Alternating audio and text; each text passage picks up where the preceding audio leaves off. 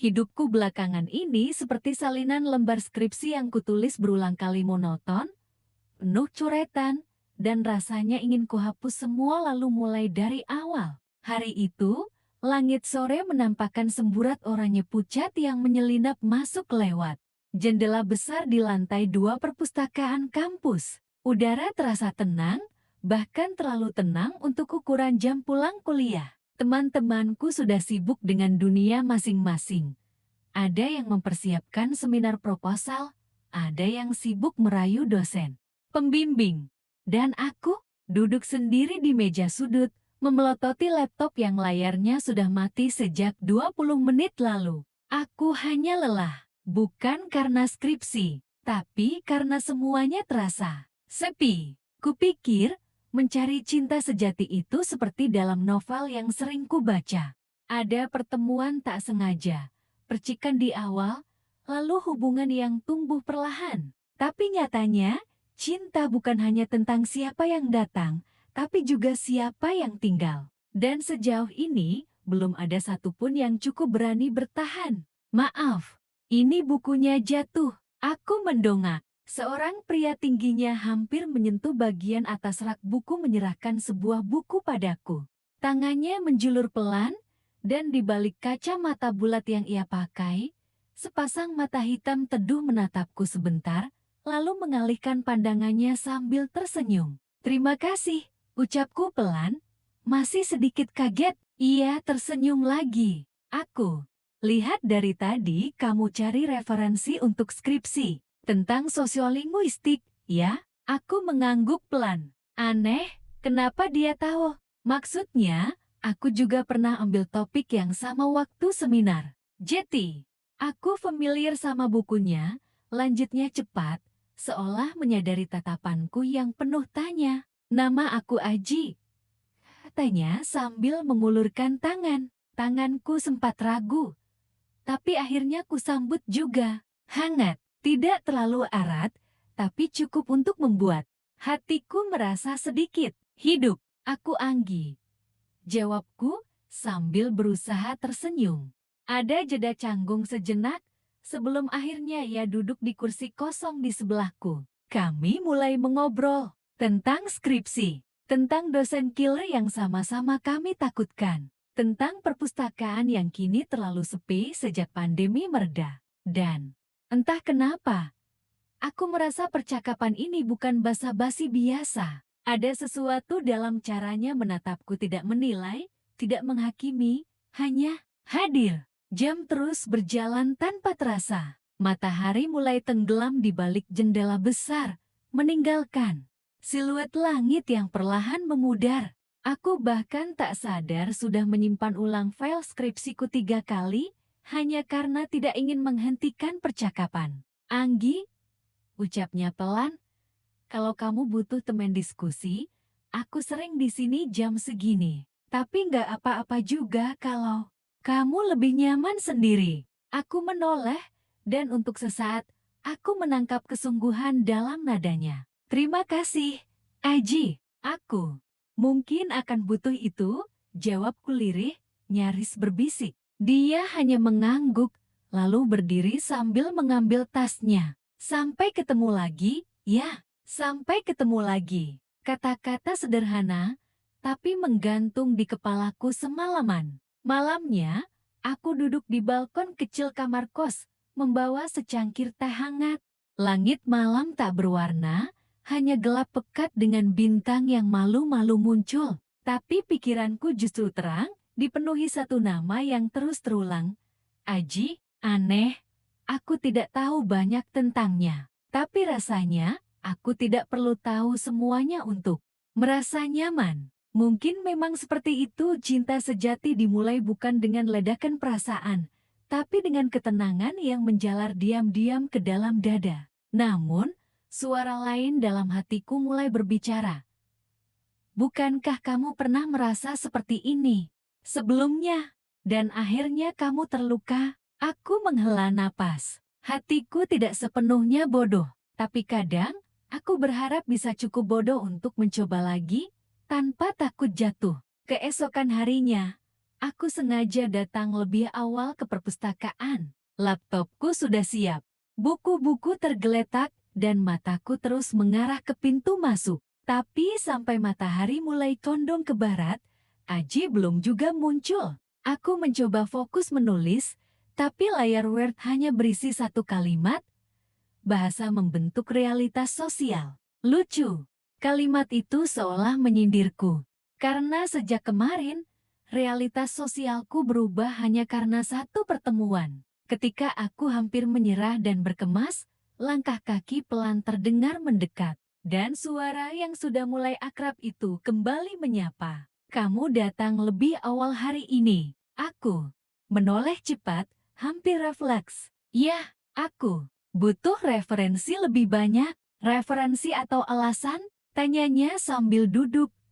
Tatapannya nakal. Aku tertawa, tulus untuk pertama kalinya setelah sekian lama. Mungkin dua-duanya. Hari demi hari, kami makin sering bertemu.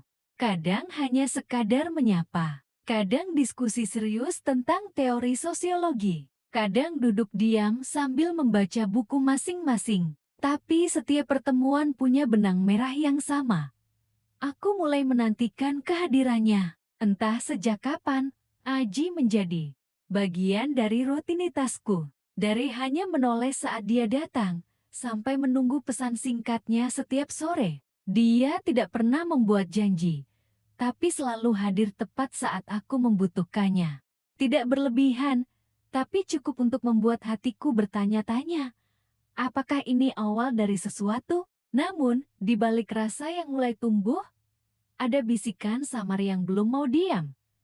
Kenapa kamu tidak pernah melihatnya bersama siapapun? Kenapa dia selalu tahu cara membuatmu tenang, seolah sudah mempelajarinya lama sebelum kalian bertemu? Aku mengabaikannya untuk sementara, karena mungkin aku hanya terlalu takut bahagia. Suatu sore, saat kami duduk di tangga taman kampus, Aji bercerita bahwa ia pindahan dari kota lain. Ia bilang, butuh suasana baru untuk menata hidup. Aku tak menanyakan lebih banyak, tapi caranya berkata menata hidup seolah menyimpan sesuatu di baliknya. Mungkin dulu aku terlalu banyak berharap sama orang yang salah, katanya sambil menatap langit. Tapi sekarang, aku cuma ingin jujur sama diri sendiri. Aku diam, karena kata-kata itu terlalu dekat. Terlalu mirip dengan apa yang juga kurasakan. Dan di momen itu, aku sadar, aku sedang berjalan ke arah yang baru. Bukan karena Aji menyuruhku, tapi karena bersamanya, aku merasa cukup berani untuk mencoba lagi. Namun, seperti langit senja yang tampak damai namun menyembunyikan malam, aku tahu, kisah ini tidak akan semudah itu. Karena setiap cinta, seindah apapun, selalu datang dengan rahasia. Dan aku belum tahu, rahasia apa yang sedang Aji sembunyikan dariku. Ada sesuatu yang berubah sejak sore pertama itu, bukan dunia. Bukan langit senja yang makin cepat berganti malam. Tapi aku Jati sering tersenyum sendiri setiap kali membuka galeri Epi dan melihat foto bukuku yang pernah Aji pinjam lalu dikembalikan.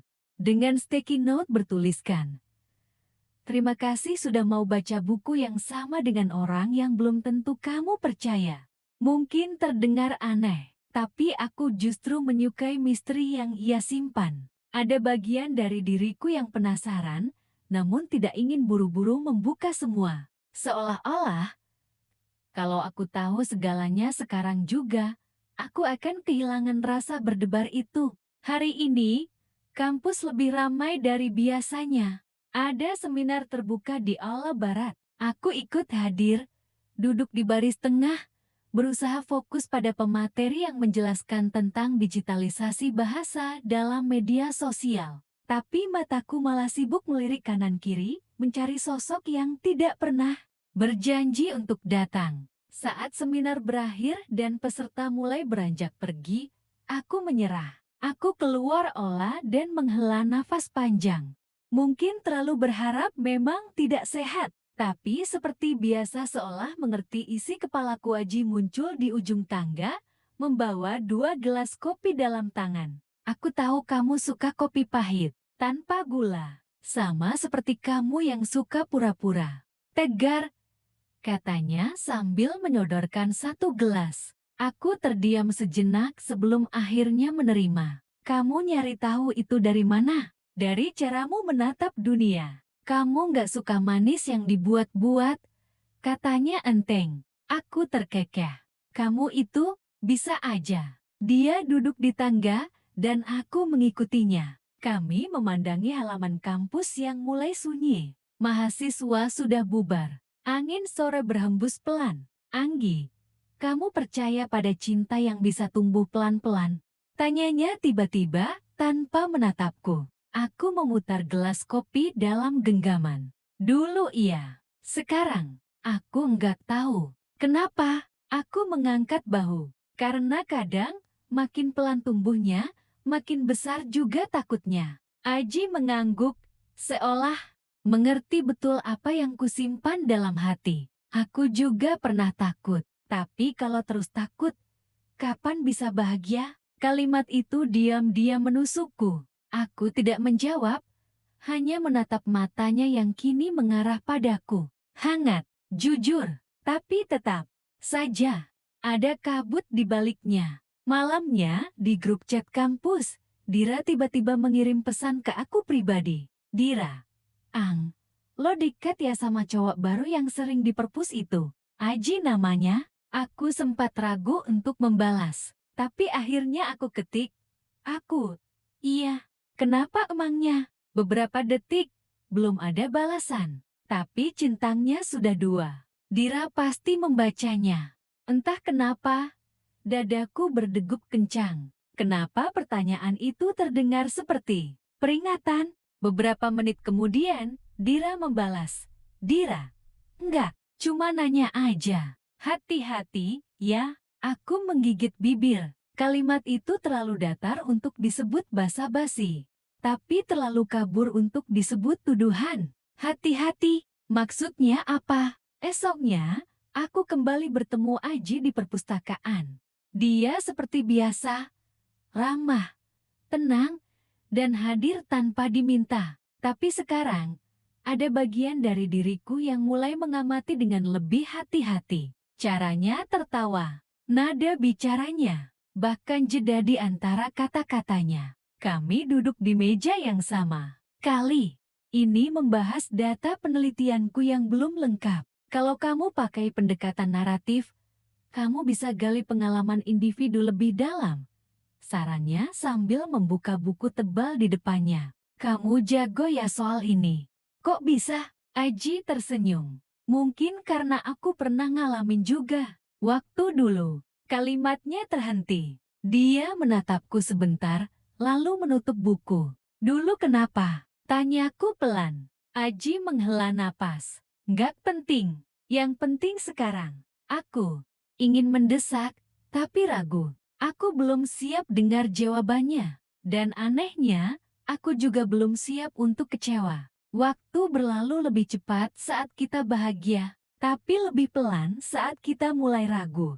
Aku mulai merasa sesuatu yang aneh. Aji terlalu tahu apa yang membuatku tenang, terlalu mengerti bagaimana cara membujukku saat aku stres, dan terlalu tepat saat memberiku jarak ketika aku butuh ruang. Bukannya aku tidak senang, tapi sesuatu dalam diriku mulai bertanya-tanya. Sejak kapan dia tahu aku seperti ini? Dan malam itu, saat aku memandangi buku catatan harian yang biasa kupakai. Sejak semester awal, aku menemukan halaman kosong, lalu menemukan catatan lama tentang Dira, tentang kisah cintanya yang sempat membuatnya hancur. Ia pernah bercerita tentang seorang laki-laki yang membuatnya percaya, lalu pergi tanpa alasan. Seorang laki-laki yang membuat Dira menangis semalam suntuk. Tapi waktu itu, aku tak pernah tanya siapa namanya. Karena Dira bilang, namanya nggak penting. Tapi luka yang dia kasih, sampai sekarang belum sembuh. Dan malam ini, entah kenapa, aku mulai bertanya apakah orang itu Aji. Aku tidur dengan gelisah. Dan untuk pertama kalinya sejak bertemu Aji, aku takut membuka hari esok. Karena mungkin sesuatu sedang menunggu untuk ditemukan. Dan tidak semua kebenaran bisa membuat hati tenang. Semenjak malam itu, langkahku tak lagi selonggar biasanya. Ada beban dalam setiap keputusan kecil terutama saat menyangkut Aji. Hari-hari yang dulu kurangkai bersama harapan, kini perlahan diisi oleh keraguan yang menjalar diam-diam, seperti embun yang tak kasat mata tapi terasa dinginnya. Dan seperti semesta sedang ingin memperkeruh suasana, Dira mendadak datang ke kosku pada Sabtu pagi. Membawa sekotak roti, seperti biasanya, seolah tidak ada yang berubah. Tapi aku tahu, ini bukan kunjungan biasa. Kamu kelihatan beda, Gi, katanya setelah obrolan basa-basi kami habis. Kamu lagi dekat sama seseorang? Ya, aku menggigit bibir, tak ingin mengelak, tapi juga tak tahu harus jujur sejauh apa. Iya, jawabku pelan. Namanya Aji. Dira tidak langsung menanggapi. Tangannya berhenti merobek roti. Wajahnya menegang sesaat, lalu menoleh ke arahku. Aji, ulangnya. Satu kata, tapi nadanya mengiris. Aku mengangguk. Kenapa? Kamu kayak kaget. Banget. Beberapa detik sunyi. Lalu suara Dira keluar, pelan namun tegas. Ji, kamu masih ingat cerita aku dulu? Tentang cowok yang bikin aku jatuh sedalam-dalamnya, lalu pergi tanpa kabar. Aku mengangguk, jantungku mulai berdebar. Namanya Aji. Aku ingin percaya bahwa itu cuma kebetulan. Bahwa nama Aji cukup umum dan bisa dimiliki siapa saja. Tapi, Dira mengambil ponselnya, membuka galeri, dan menunjukkan foto lama yang tersimpan dalam folder tersembunyi. Foto itu buram, tapi cukup jelas. Sosok laki-laki yang sedang memeluk Dira di pinggir danau. Senyum mereka sama-sama lebar. Dan laki-laki itu, Aji, tak bisa kusangkal. Seketika dadaku sesak. Semua momen manis yang sempat kujalani bersamanya, kini seperti potongan puzzle yang salah tempat. Kebahagiaan yang kupikir tulus, ternyata punya bayangan masa lalu yang menyakitkan. Aku gak tahu dia masih di kota ini, lanjut Dira. Setelah dia pergi, aku bahkan gak pernah dapat penjelasan. Aku pikir dia udah hilang selamanya. Aku menunduk, tak tahu harus berkata apa. Ini bukan hanya soal cinta. Ini soal luka lama yang ternyata belum kering. Luka milik sahabatku. Aku nggak nyalahin kamu, Gi. Dira menambahkan cepat. Kamu nggak tahu. Tapi sekarang kamu udah tahu. Dan kamu harus pilih. Kalimat itu mengunci ruang di dadaku. Karena kini aku tahu.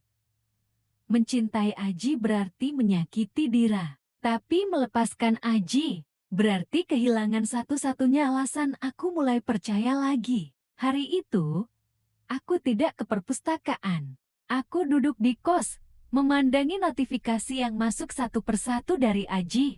Mulai dari sapaan lucu, hingga pesan tanya kenapa aku tak muncul seperti biasa. Tapi aku tak membalas satupun. Sore harinya, ia menelpon. Lama, berkali-kali. Dan akhirnya, aku jawab juga. Dengan suara yang berusaha tetap stabil. Ada yang harus kita bicarakan, kataku, tanpa basa-basi. Besok ketemu, tanyanya cepat. Ada nada cemas yang tak bisa disembunyikan. Aku mengangguk, meski tahu dia tak bisa melihatnya. Besok, Minggu sore, kami bertemu di taman kecil dekat danau kampus, tempat yang sunyi. Ironis, karena aku merasa suara hatiku sedang berteriak. Aji datang dengan wajah cemas, tapi tetap mencoba tersenyum. Kamu kenapa tiba-tiba dingin? Tanyanya saat kami duduk bersebelahan. Aku menatap air danau yang tenang, lalu menghembuskan napas pelan. Kamu kenal Dira? Aji terdiam. Sekilas, tapi cukup untuk membuat semuanya jelas. Aku kenal?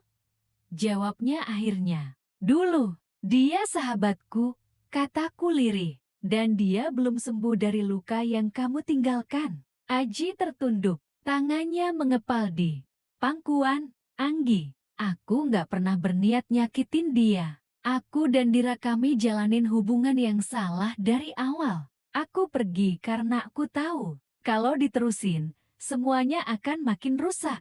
Tapi kamu juga nggak pernah minta maaf. Nggak pernah jelasin. Suaraku mulai bergetar. Aji mengangguk pelan. Aku pengecut waktu itu. Aku akui. Tapi waktu aku ketemu kamu, aku nggak tahu kamu sahabatnya. Mataku mulai basah. Aku ingin marah, tapi juga ingin memeluknya. Hatiku seperti dibelah dua, dan tak ada yang benar-benar utuh. Aku jatuh cinta sama kamu, Anggi. Bukan karena kamu mirip Dira, bukan karena pengganti, tapi karena kamu. Kamu membuatku ingin jati lebih baik. Kata-katanya menusuk, tapi rasa sakit itu tak cukup untuk menenangkan badai yang ada dalam dadaku. Kalau kamu benar cinta, kenapa kamu gak jujur dari awal? Aji mengangkat wajahnya. Karena aku takut. Takut kehilangan kamu sebelum sempat membuktikan bahwa aku bukan lagi yang dulu. Aku tak menjawab, karena aku pun takut. Takut bahwa jawabanku akan menyakiti dua hati sekaligus, hatiku dan hati sahabatku. Dan hari itu, kami berpisah tanpa kepastian. Hanya tatapan yang menyimpan terlalu banyak kata yang tak terucap. Malamnya, aku duduk di balkon seperti biasa. Angin bertiup pelan, membawa aroma tanah basah setelah hujan ringan sore tadi. Aku menatap langit yang gelap, tak ada bintang. Tapi, aku tahu, di balik awan, mereka tetap ada. Seperti cinta yang belum selesai, seperti luka yang belum sembuh, dan seperti aku yang belum tahu jalan mana yang harus kupilih. Aku menatap bayanganku sendiri di cermin, di balik wajah yang sama setiap hari. Ada hati yang tak lagi sama, ada keraguan yang tinggal terlalu lama, dan ada cinta yang tumbuh di tanah yang penuh duri. Sejak pertemuan terakhir dengan Aji, semuanya jeti, hening, bukan hanya karena kami tidak saling sapa, tapi karena ada ruang kosong dalam diriku yang biasanya dipenuhi pesan-pesan pagi dari dia. Tidak ada lagi tanya sudah sarapan, atau foto buku dengan catatan kecil darinya. Anehnya, aku merindukannya. Tapi aku juga muak karena merasa bersalah setiap kali mengingat wajah Dira. Dira tidak pernah membahas lagi soal Aji. Ia bersikap seperti biasa, membantuku mengerjakan tugas, menertawakan hal-hal remeh, bahkan mengajakku ke toko buku seperti dulu. Tapi aku tahu, ada batas yang ia buat tanpa berkata-kata. Cara dia tidak menyinggung Aji justru membuat hatiku makin sesak. Seakan-akan, aku sudah membuat luka yang tak perlu ia ingatkan lagi. Ia memilih diam, dan diamnya jauh lebih menyakitkan daripada amarah. Hari itu, aku akhirnya nekat datang ke kampus lebih pagi, berharap bisa menyibukkan diri agar pikiranku tak terlalu liar. Tapi ketika memasuki taman belakang, aku melihat Aji sedang duduk sendiri di bangku kayu dengan buku terbuka di pangkuannya. Ia juga melihatku. Matanya menyiratkan kelegaan, seperti seseorang yang menemukan mata air di tengah gurun. Boleh duduk sebentar? Tanyaku pelan. Aji mengangguk, tak berkata apa-apa, tapi memberikan tempat di sampingnya. Kami diam beberapa saat. Aku mendengar derik jangkrik pagi yang tak biasanya terdengar di jam segini. Entah itu nyata atau cuma pantulan kacau dari pikiranku. Aku nggak bisa berhenti mikirin kamu, katanya akhirnya. Suaranya tenang, tapi jelas membawa beban. Aku tidak langsung membalas. Tanganku meremas ujung lengan jaketku sendiri. Kamu tahu apa yang paling sulit dari semua ini? Tanyaku. Aji menggalang pelan. Bukan karena kamu pernah sama Dira, tapi karena kamu gak pernah jujur dari awal. Karena kamu biarkan aku menyayangimu tanpa tahu bahwa di belakang semua ini, ada hati orang lain yang pernah kamu patahkan. Aji menunduk. Aku tahu, dan aku menyesal. Penyesalan gak selalu cukup, Ji, kataku lirih. Kadang, yang Paling sakit bukan apa yang kita alami, tapi apa yang kita korbankan untuk mempertahankan yang salah. Dia menggigit bibir. Jati, ini. Akhir.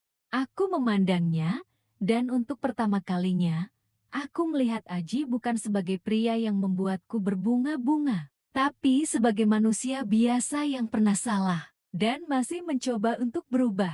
Aku gak tahu, jawabku jujur. Tapi aku butuh waktu untuk tahu apa yang sebenarnya lebih penting, rasa yang tumbuh atau luka yang belum sembuh. Malam harinya, aku membuka laptop, mencoba menyelesaikan presentasi kelompok yang tertunda. Tapi tak satu pun kalimat mengalir. Fokusku buyar. Jiwaku tak di sini. Sampai akhirnya notifikasi email masuk. Subjek untuk Anggi from Aji menghilang @email.comanggi. Terima kasih karena sudah membuatku merasa pantas untuk dicintai, walau hanya sebentar. Terima kasih karena sudah membuatku percaya bahwa aku bisa berubah. Aku tahu aku sudah mengecewakanmu. Aku tahu aku juga menyakitimu. Tapi yang paling menyakitkan sebenarnya adalah menyakitimu saat aku justru ingin menjaga hatimu.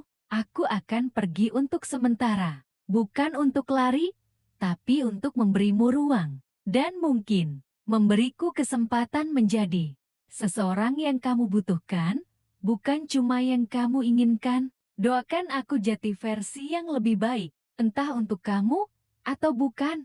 Aji, aku menutup laptop, mataku panas. Tapi tak ada air mata, karena kali ini bukan sedih yang mendominasi, tapi kelegaan, kejujuran. Meski datang terlambat, tetap punya tempat di hatiku. Hari-hari setelah itu berjalan lambat. Aku fokus kuliah, mulai belajar menulis kembali di jurnal pribadiku. Dira juga perlahan kembali menjadi versi dirinya yang dulu, hangat, penuh tawa, walau kadang aku menangkap sorot sedih di matanya saat melihatku terlalu lama. Suatu sore, saat kami duduk di balkon kos, Dira tiba-tiba berkata, "Kalau kamu benar-benar sayang sama dia, aku bisa pelan-pelan belajar memaafkan."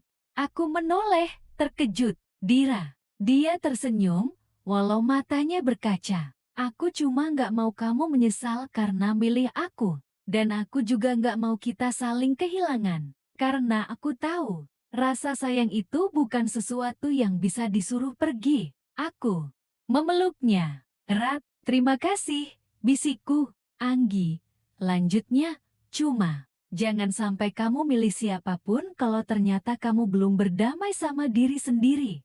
Kata-katanya masuk seperti aliran air ke dalam celah yang kering. Aku mengerti, ini bukan tentang Aji, bukan juga tentang Dira, tapi tentang aku. Tentang bagaimana aku memutuskan untuk tetap berjalan, dengan atau tanpa jawaban. Sudah lebih dari 2 minggu sejak email terakhir dari Aji masuk ke kotak masukku. Hari-hari berjalan seperti biasa. Kuliah, tugas, diskusi, tawa-tawa kecil bersama teman, dan obrolan tengah malam dengan Dira yang kini mulai hangat lagi. Tapi di balik itu semua, ada ruang kosong yang tak bisa kutambal. Ada nama yang terus berputar di pikiranku, Aji. Setiap sudut kampus mengingatkanku padanya.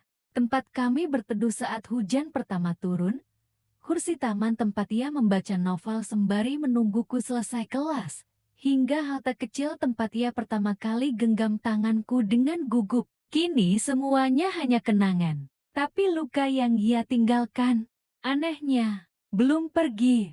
Bahkan ketika aku bilang pada diriku sendiri kalau aku baik-baik saja, rasanya seperti bohong. Suatu malam, aku sedang di balkon. Hujan turun deras, menutup langit yang kelabu. Dira sedang menginap di rumah saudaranya. Aku sendiri. Dan entah karena apa, aku membuka kotak kecil yang selama ini kusimpan di laci meja. Di dalamnya, ada semua hal kecil yang pernah kubiarkan tinggal tanpa makna: tiket nonton konser kampus, bungkus permen mint yang ia belikan waktu aku batuk, dan satu lembar kertas kecil dengan tulisan tangan Aji. "Kalau kamu ragu, lihat ke langit. Karena aku akan selalu jadi seseorang yang berdoa untukmu dari jauh. Aku tak sadar kapan air mata jatuh, tapi rasanya menyesakan. Aku mencintai seseorang yang ternyata menyakiti sahabatku. Aku mencoba jadi orang baik, tapi akhirnya tetap menyakiti orang lain. Dan aku sebagai Anggi yang dulu yakin bahwa cinta bisa menyembuhkan segalanya sekarang justru tenggelam dalam luka yang tak kunjung sembuh. Seminggu kemudian, aku mendapat kabar tak terduga. Dari dosen pembimbing, aku diminta mewakili kampus ke seminar penulisan nasional. Bukan hanya itu, aku diminta jadi pembicara mahasiswa dalam salah satu sesi diskusi. Awalnya aku ingin menolak, tapi Dira meyakinkanku, ini kesempatan kamu buat keluar sebentar dari semuanya. Dan dia benar, aku butuh jeda. Aku butuh melihat sesuatu selain bayang-bayang aji dan rasa bersalah yang membungkus hidupku. Hari seminar tiba. Aula besar itu dipenuhi wajah-wajah asing. Aku duduk di barisan depan, mencoba menyusun kalimat dalam kepala untuk nanti. Tapi semua itu bubar saat moderator memperkenalkan salah satu narasumber tamu yang baru saja datang. Selanjutnya, mari kita sambut Aji Ramadan, penulis muda yang kini aktif dalam program literasi sosial di wilayah timur Indonesia. Waktu seakan berhenti. Aji naik ke panggung, mengenakan kemeja putih dan senyum yang sama senyum yang dulu selalu menenangkanku. Tapi kini, terasa asing. Aku tak tahu harus bereaksi seperti apa, menunduk, pergi, atau pura-pura biasa saja. Tapi sebelum sempat memutuskan, pandangan kami bertemu. Dan itu cukup untuk membuat detak jantungku berantakan. Dia terdiam sesaat, mungkin sama kagetnya denganku. Sesi diskusi berjalan seperti biasa. Aku bicara tentang pengalaman menulis dari jurnal pribadi, bagaimana menulis bisa menjadi terapi. Tapi aku tahu, kalimat-kalimatku kehilangan fokus. Karena pikiranku hanya berisi satu hal. Kenapa dia ada di sini? Usai sesi, kami sempat berpapasan di luar aula. Dia mendekat, tapi dengan langkah yang pelan seperti takut membuatku mundur. Hai, sapanya lirih. Aku menatapnya. Ia terlihat lebih dewasa. Ada bekas lelah di wajahnya, tapi juga keteguhan yang tidak pernah kutemui sebelumnya. Kamu kesini bukan karena tahu aku diundang, kan? Tanyaku. Dia menggelang. Aku diundang sejak bulan lalu. Aku nggak tahu kamu juga jeti. Pembicara, kami diam beberapa detik. Aku pikir, aku udah siap lihat kamu lagi, kataku. Ternyata belum. Aji menunduk, lalu berkata, aku nggak minta kamu maafin aku, Gi. Tapi aku pengen kamu tahu, aku sungguh-sungguh berubah. Dan semua itu dimulai dari kamu. Aku menahan napas. Tak ingin hatiku luluh hanya karena kata-kata. Dira udah tahu kamu di sini, tanyaku. Belum. Dan aku gak akan muncul di hadapannya. Kecuali dia yang mau, jawabnya tenang. Aku datang ke sini bukan buat ganggu kamu atau dia. Aku cuma ingin berbagi. Tapi, kalau kamu izinkan, aku ingin ngobrol. Sekali aja. Aku menatapnya lama, dalam, mencari kebenaran di balik ucapannya. Dan meski separuh diriku berteriak untuk menjauh, separuh lainnya hanya ingin tahu, apakah luka ini bisa sembuh jika kita berani melihatnya lagi? Temui aku nanti sore, di taman, kampus, 1 jam sebelum senja. Kataku akhirnya. Aji tersenyum. Tapi senyum itu tak seperti dulu, bukan senyum yang mengharap, tapi yang menerima. Dan itu membuatku mulai percaya. Mungkin luka ini belum pergi, tapi mungkin aku sudah mulai berani menatapnya. Senja datang lebih lambat dari biasanya. Langit sore menggantung dalam warna jingga pucat yang mengendap pelan, seakan ikut menahan napas bersamaku. Taman kampus yang biasanya riuh dengan tawa mahasiswa kini lengang. Hanya terdengar derit ayunan tua dan desiran angin menyapu daun kering. Aku duduk di bangku yang sama bangku tempat Haji dulu sering menungguku. Tapi kali ini, suasananya berbeda. Tak ada detak jantung yang berdebar karena rindu. Yang ada hanya rasa was-was. Apakah pertemuan ini akan menambah luka atau justru membuatnya menganga lebih dalam? Langkah kaki perlahan mendekat. Aku tak perlu menoleh untuk tahu siapa itu. Aji, aku nggak tahu harus mulai dari mana, katanya, duduk di sebelahku. Tapi aku janji gak akan bohong hari ini. Aku menatap lurus ke depan.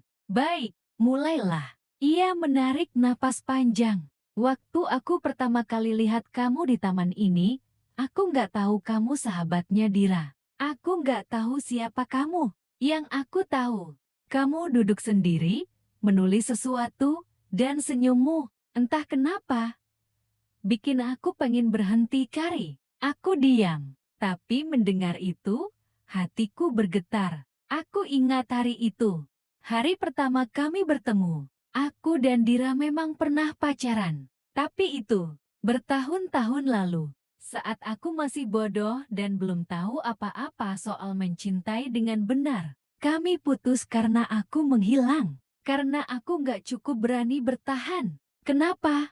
Tanyaku lirih. Karena waktu itu hidupku berantakan. Masalah keluarga, kuliah yang kacau, dan aku merasa cinta hanya jadi beban tambahan. Aku pergi, dan itu salahku. Dira gak pernah salah. Aku menoleh ke arahnya. Lalu kenapa kamu gak bilang dari awal? Matanya tampak sayu.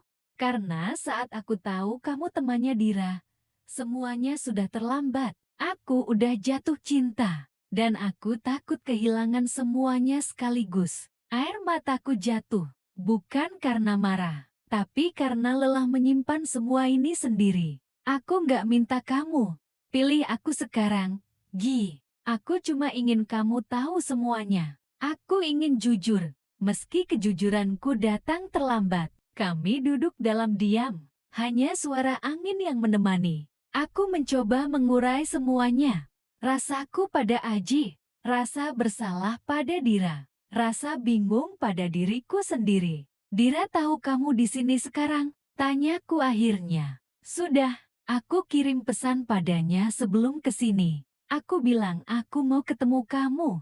Dan kalau dia nggak setuju, aku akan pergi. Dan dia bilang, dia percaya kamu tahu apa yang terbaik untuk hatimu sendiri. Kata-kata itu menghantamku pelan. Dira, sahabat yang sudah seperti kakakku sendiri, yang pernah tersakiti oleh Aji, dan kini memberi aku izin untuk memilih tanpa beban. Seketika aku merasa begitu kecil. Aku sayang kamu, Gi, bisik Aji. Tapi lebih dari itu, aku ingin kamu bahagia. Kalau bukan denganku pun, aku akan tetap mendoakanmu. Aku menatapnya. Matanya jujur, tulus, dan untuk pertama kalinya, aku melihatnya sebagai manusia, bukan pahlawan, bukan pria sempurna, tapi seseorang yang juga pernah jatuh dan sedang belajar untuk berdiri lagi. Waktu berjalan cepat,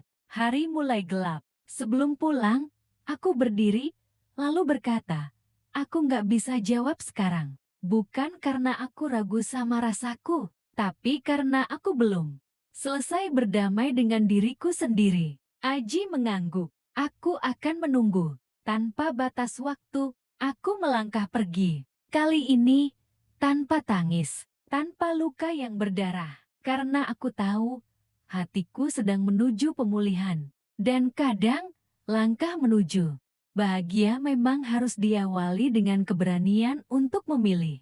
Meski belum ada kepastian. Malam itu, aku menulis di jurnal harian yang sudah lama kutinggalkan. Mungkin cinta sejati bukan soal siapa yang paling sempurna, tapi siapa yang tetap tinggal saat semua luka belum benar-benar sembuh. Dan siapa yang berani jujur, meski tahu itu bisa merusak segalanya. Aku, Anggi, sedang belajar mencintai bukan karena butuh, tapi karena ingin. Bukan karena takut sendiri, tapi karena ingin menyatu dengan seseorang. yang juga berani melawan dirinya sendiri. Hidup tak langsung menjadi terang setelah aku bertemu Aji. Tak ada pelangi yang muncul setelah senja itu. Tapi anehnya, ada sesuatu yang berubah dalam diriku.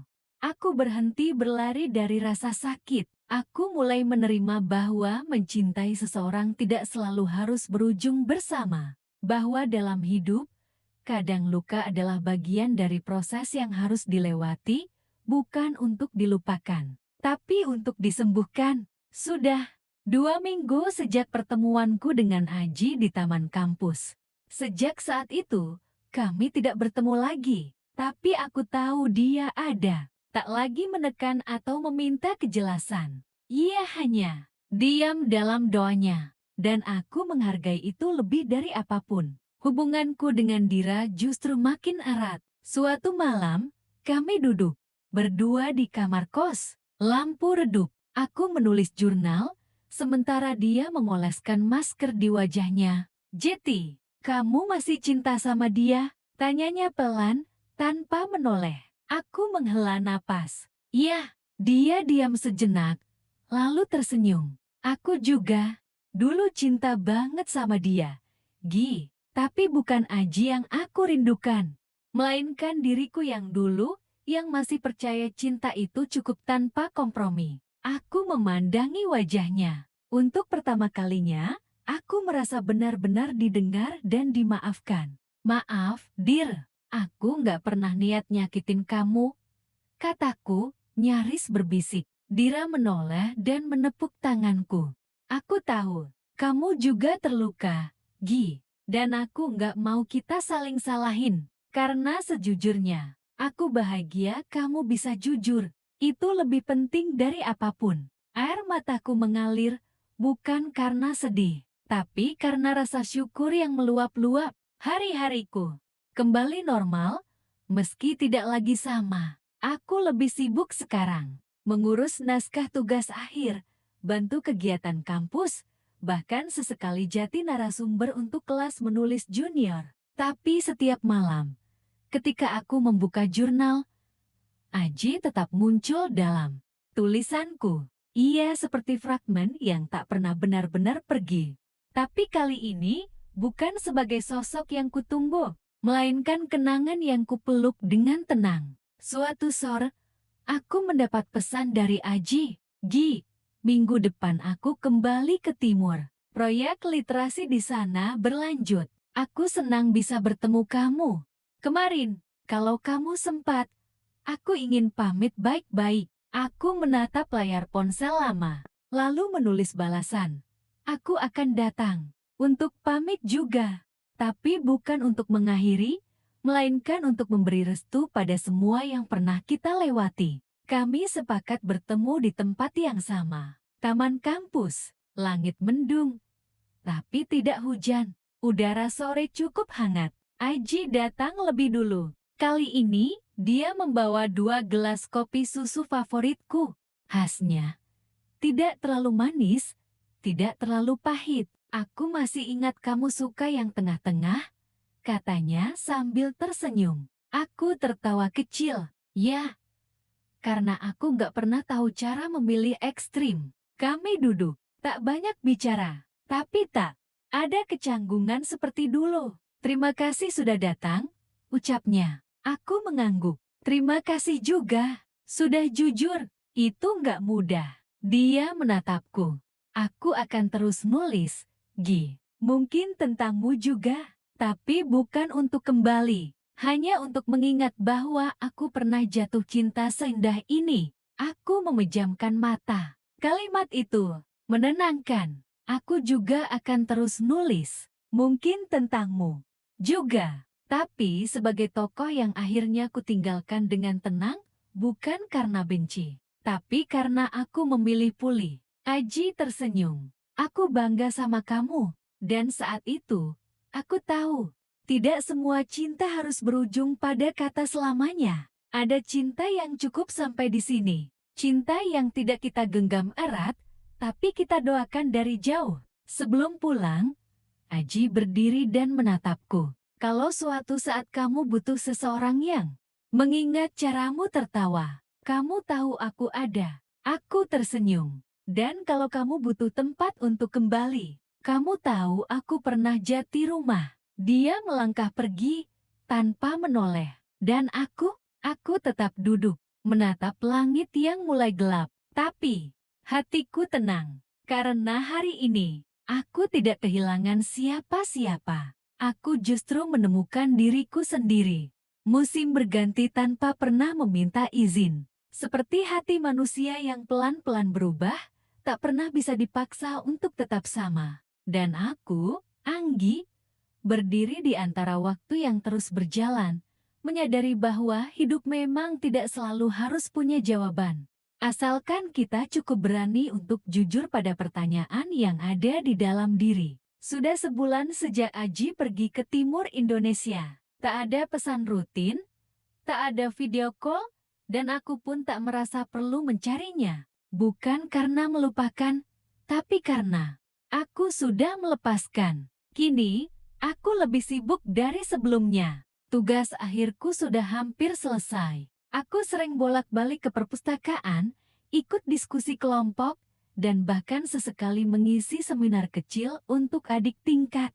Lucunya, orang-orang mulai mengenalku sebagai mahasiswa yang menulis dari hati. Dia makin aktif di komunitas sosial. Kami tetap serumah, tetap sahabat, dan sesekali masih ngobrol sampai subuh soal hidup, laki-laki, dan cita-cita. Tapi kini, tak ada lagi beban di antara kami. Tak ada nama Aji yang mengendap dalam jeda pembicaraan. Tak ada kenangan yang menghantui. Kami telah berdamai dengan masa lalu, dengan diri sendiri, dan dengan kenyataan bahwa kami adalah dua perempuan yang pernah jatuh cinta pada orang yang sama, tapi tidak jatuh ke dalam kebencian. Satu sore, aku duduk di warung kopi kecil dekat kampus. Meja favoritku menghadap ke jalan. Dari tempat itu, aku bisa melihat langit, dedaunan yang menari, dan lalu lintas mahasiswa yang terburu-buru. Aku membuka laptop, menulis sebuah cerita tentang seorang gadis yang mencari cinta sejati dan menemukan bahwa cinta sejati bukan selalu tentang orang lain, melainkan tentang mengenal dirinya sendiri, menerima lukanya, dan tetap memilih untuk mencintai meski dengan hati yang pernah retak. Saat aku menulis, seorang pria mendekat. Bukan Aji. Bukan siapa-siapa yang pernah hadir dalam hidupku, tapi seseorang yang tersenyum dan berkata, "Aku baca tulisan kamu di blog kampus. Itu menyentuh banget. Terima kasih sudah menuliskan sesuatu yang bisa menenangkan orang asing seperti aku." Aku kaget, tapi juga hangat. Aku tersenyum. "Terima kasih sudah membaca," jawabku. Kami berbincang sebentar tentang tulisan, tentang kopi, tentang bagaimana hidup bisa berubah lewat kata-kata. Dan saat dia pamit, dia berkata, "Semoga kamu terus menulis, karena itu caramu menyembuhkan dunia, dan mungkin juga dirimu sendiri." Aku duduk diam, menatap layar kosong. Lalu aku menulis. Satu kalimat yang ku tahu akan menjadi pembuka cerita baru dalam hidupku. Cinta sejati adalah ketika kamu mencintai seseorang, tapi tetap bisa memilih dirimu sendiri terlebih dahulu. Malam itu, aku berjalan pulang sambil tersenyum. Tidak ada genggaman tangan seperti dalam kisah romantis di film-film. Tidak ada pelukan di bawah hujan. Tidak ada tokoh pria yang berlari menjemputku di bandara. Tapi ada aku, seutuhnya, perempuan yang pernah jatuh, pernah ragu, pernah menangis sampai lelah, tapi tetap memilih untuk bangkit, untuk pulih, untuk percaya bahwa cinta tak pernah salah. Selama kamu mencintai dengan jujur, dan hari ini, aku mencintai dengan caraku sendiri, tanpa tergesa, tanpa harus memiliki, tapi dengan hati yang lebih tenang dari sebelumnya. Karena aku, Anggi, akhirnya tahu bahwa mencintai diri sendiri adalah pilihan paling indah yang pernah kuambil.